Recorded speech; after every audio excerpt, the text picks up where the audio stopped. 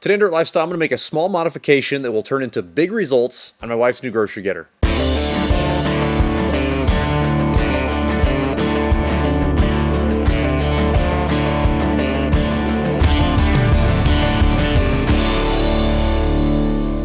My growing family needed a larger vehicle, and this 2006 LR3 checked all the boxes. It seats 7, it has a ton of built-in luxury, and it's a beast off-road. Since I'm building new axles for my Discovery 2, I decided to bolt on the old 32s from that project onto the LR3, and now it just needs a small lift to make accommodations for the bigger tires.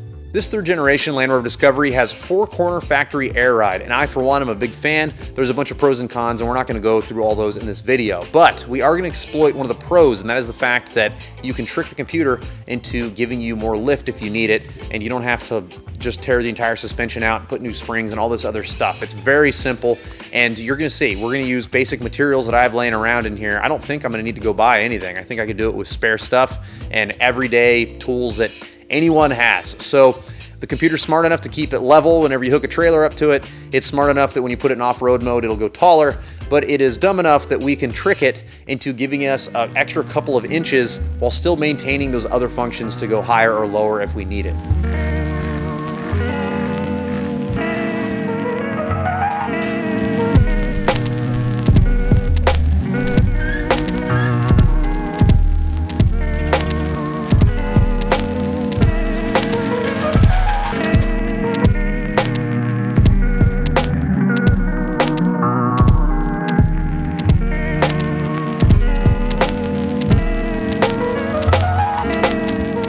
The air ride on these suspension systems is extremely simple, and all we have to control the height is where there's a sensor on each corner, and this sensor will tie into the suspension from the chassis, and it basically just measures the difference between the suspension and the chassis. It's super simple. It measures it just because it twists this switch, and whenever, if we're putting this in a really simplistic fashion, whenever the suspension goes up or like it collapses, so basically the body would go down, because of the way this is connected to the A-arm, this switch will go up, and whenever it goes up to a certain point, this gets triggered and it tells it to pump air into the bag and go back to OEM ride height. So it tries to always get back into this orientation. And then whenever you change the ride height in the vehicle, it'll just make it to where instead of this being the normal ride height, it'll switch it to be in this position or that position or whatever. So all I did is I went through, I removed all of these arms right here, and we were gonna shrink the distance of these arms in order to simulate the suspension going up, and it's gonna make the computer call for more air. So I contacted a buddy who is big in the Land Rover game, and he was actually able to point me in the direction of some specific measurements to shoot for, and I was very thankful for this. You can actually buy these aftermarket, by the way, if you don't want to modify yours. The good ones are about $100, maybe a little bit over, but we're just gonna modify these today because it's free. 8 millimeters equals about 1 3/4 lift, 10 millimeters equals 2 lift, and 13 millimeters, and that is a negative, meaning that if we had a 100 millimeter rod to start, if we shorten it to 90, that's going to give us a 2-inch lift, and that's what we're shooting for today. I'm going to shoot for a 2-inch lift on each of these bags, and we'll see how close we can get. Short term, I'm just going to cut and modify these. This is going to be super simple. But long term, I have ordered some grommets that are the same size as these, and I'm going to make some just out of aluminum plate. You're going to see today I'm going to cut and drill the aluminum plate and get it all ready, and then whenever the grommets show up from Amazon, I'm going to pop those bad boys in there, and I'll have some metal replacements to these pieces of rubber and plastic. To start this project, I just need to remove the rubber ends off of these plastic arms. So the first thing I'm going to do is I'm going to take a screwdriver, I'm going to stick it up inside of that rubber end, and I'm going to get it loosened up enough to where I can pull the end off. From what I can tell, there's no adhesive holding all this together. All I need to do is just get it to where the friction isn't quite as tight, pull it off, and then we're going to trim down this arm to the size that we want. Then I'm going to fill the rubber end with adhesive. I'm going to stick it all back together to make sure it doesn't come apart, and then that's it. Once the adhesive dries, I have a new fixed length arm, and we're going to shoot for 2 inches. I think that that's pretty appropriate for the size tire that we're using, but you can go mild to wild. All right, folks, we already have a problem. These are splitting because they're old, and I am not willing to have failure on the side of the road because I was too lazy to go get grommets. So here's what we're going to do. I went out, I got some grommets as soon as I saw those splitting. These are 5/16 ID. I will put some in the Amazon shopping cart. I'm still gonna order more on Amazon just because I like having grommets available to me. But what we're gonna do is we're just gonna drill some holes in some steel or aluminum, depending on what I have laying around. And we're just gonna make some rods out of flat plate. We're gonna drill holes, we're gonna snap that grommet in there, and this is the same size hole as this right here, so should work fine. So I'm gonna go through, I'm gonna just grab some scrap I have laying around, and we're gonna build these bad boys.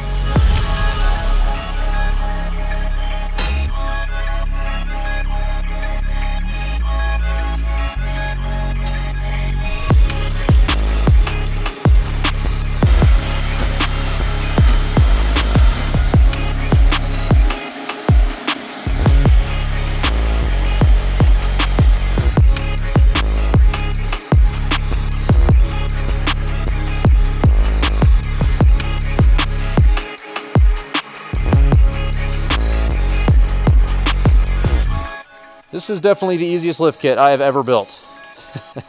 All I did was subtract 10 millimeters, drill my holes. I used a scrap chunk of 1/8 inch steel. The fronts are clocked 90 degrees, so I put this in the vise, I twisted it with a crescent wrench, no big deal. Because it's just like connecting to just like plastic pieces, it doesn't need to be super strong, so I easily could have made this out of aluminum, but I just didn't have any aluminum scrap handy that was the right size. But in my menagerie of steel, I had perfect sizing. So I'm gonna bolt these on there. We're gonna see what our new ride height is, and if I need to make any adjustments, I will.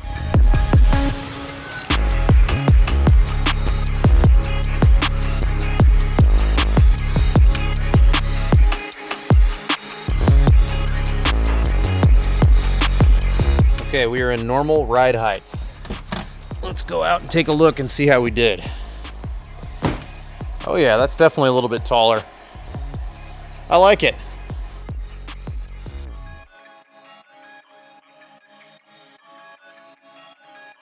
Now that we have this small lift installed on this vehicle, I want to just talk about real quick the sacrifices you're going to be making whenever you lift a vehicle like this.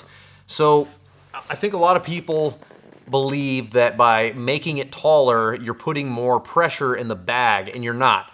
The airbag that holds the vehicle up is going to have the same amount of pressure because that pressure is dictated by the weight of the vehicle. You're putting more volume in the bag, but it could feel stiffer the higher you go because of the angle of these control arms. If you look behind me, oh yeah, you can see it's kind of sloped down a little bit. It has a little bit of a rake going the optimal riding condition is going to be a A-arm that's virtually flat with the ground because it has an arc of travel. And if you have it to where your ride height has these A-arms going down, that means whenever you hit a bump, it kind of has to scrub the tires out in order to go up. Now, it's only a small amount of scrub, but it is something that you could notice. And I think that with a small lift like this, it'll probably feel identical because, I mean, I barely lifted it. But if you decide that you want to build a plate like this and you want to go up to 3-4+ inches, you're definitely going to notice. Yes, you're going to get lots of ground clearance, which is great off-road. But even the ride off-road is just you're gonna sacrifice a ton. And again, it's gonna feel stiffer, but not because it has a whole bunch of extra pressure in the bag. It's just simply gonna feel stiffer because of the angles of your arms. They're not designed to have that much height and that much of an angle on them. If you like what you saw and you want to see more, make sure you give the video a thumbs up and subscribe to the channel if you haven't already. Got a ton of how-to content on here. This is a very mild build. For those of you who normally watch the channel, you know what I'm talking about. I like to build everything from mild to wild. So if you're into that kind of thing, make sure you stick around and subscribe. If you want to help support the channel, you go to thedirtlifestyle.com. We have t-shirts, hats, neck gaiters. My wife's got a whole bunch of new cool stickers. She's got some Land Rover stickers she's been making up. So if you want to support us, you can go that route, or you can go to our Patreon link, which is available through our website. If you want to follow me on social media, I'm at DirtLifestyleNate. We'll see you next time.